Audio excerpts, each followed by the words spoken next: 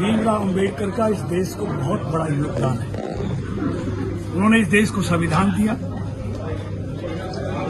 लेकिन संविधान देने के बदले में हर कदम पर कांग्रेस उनके सहयोग में उन्होंने संविधान की धज्जियां उड़ाई और संविधान के निर्माता डॉक्टर भीमराव अम्बेडकर को पग पग पर अपमानित करने का काम किया।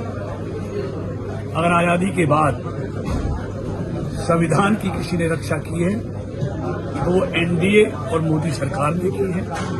डॉक्टर भीमराव अम्बेडकर जी को अगर सम्मान देने की कहीं से शुरुआत हुई है तो वो एनडीए और मोदी सरकार ने की है। चाहे उनको भारत रत्न देने की बात हो, सेंट्रल हॉल में उनका पोर्ट्रेट लगाने की बात हो, ओबीसी आयोग को संवैधानिक दर्जा देने की बात हो, अनुसूचित जाति के भाइयों को नौकरियों में रिजर्वेशन में आरक्षण, पदोन्नति में आरक्षण देने की बात की हो तो इन्होंने की हो। हमेशा कांग्रेस के नेताओं ने इनका विरोध किया और जीते जागते डॉक्टर अम्बेडकर को कभी लोकसभा में उन्होंने जाने नहीं दिया, उनको अंतरिम मंत्रिमंडल में शामिल नहीं किया। कांग्रेस का हर संभव प्रयास था डॉक्टर भीमराव अम्बेडकर संविधान सभा के अध्यक्ष न बने, उसके उन्होंने बहुत कोशिश की, लेकिन दूसरे लोगों के कारण वो उसके अध्यक्ष बने। लेकिन बार बार उनको चुनाव हराने का काम कांग्रेस के लीडरों ने, कांग्रेस संविधान संशोधन हुए जिसमें से 75 संविधान संशोधन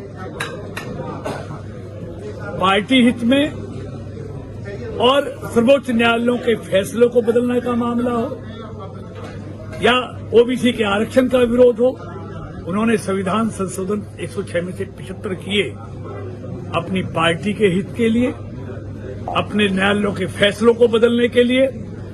लेकिन अटल जी की सरकार ने, एनडीए की सरकार ने, मोदी जी की सरकार ने, इन्होंने संविधान संशोधन किए कभी 9 बार 8 बार, तो वो संविधान बचाने के लिए, गरीब लोगों के कल्याण के लिए, महिलाओं और नौजवानों के कल्याण के लिए संविधान संशोधन किए।